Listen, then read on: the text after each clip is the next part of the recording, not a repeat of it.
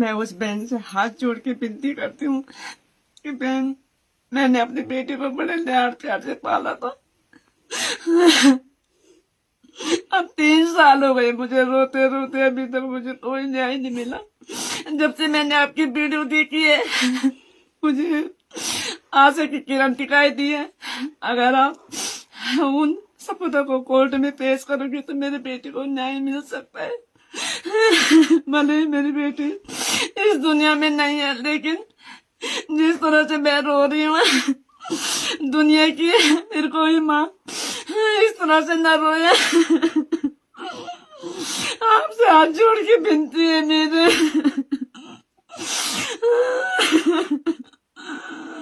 क्या आप ये सारे सबूत कोर्ट में पेश करना, अगर आप चाहते हैं तो मेरी बेटी को न्याय मिले।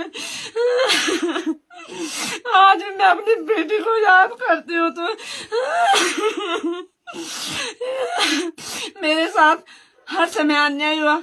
इन्होंने मेरी बेटी को दिखाया तक नहीं, शायद इसीलिए नहीं दिखाया क्योंकि इसमें बड़े बड़े नेता थे।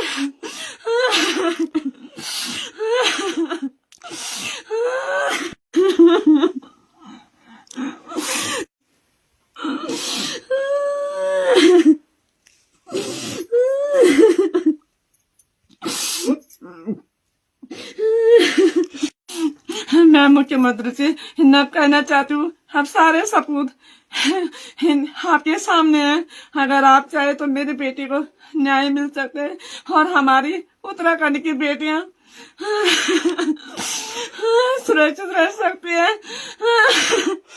नहीं तो फिर किसी माँ के साथ ऐसा ही होगा जैसे हमारी जिंदगी वो उर्मिला शरावत के बना दिया है। मैं उर्मिला बहन से हाथ जोड़ के विनती करती हूँ कि वो इन सपूतों को कोर्ट में ले जाए और अपना बयान दर्ज करे, जिससे मेरी बेटी को न्याय मिल सके और हमारी उत्तराखंड की सारी बेटियां सुरक्षित रह सके। उनका ये भी कहना उर्मिला शरावत का कि जिस तरह अंकिता के साथ हुआ, अगर मैं इन चीजों को नहीं करती तो शायद मुझे भी डर है, अब मुझे भी खतरा है।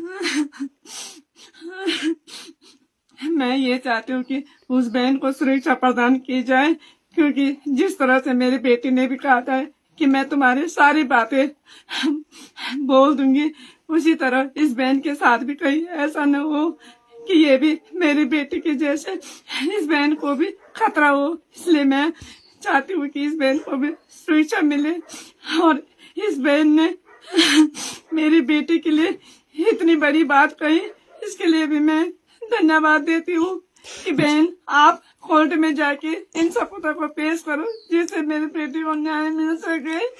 जिस तरह से भाजपा नेताओं का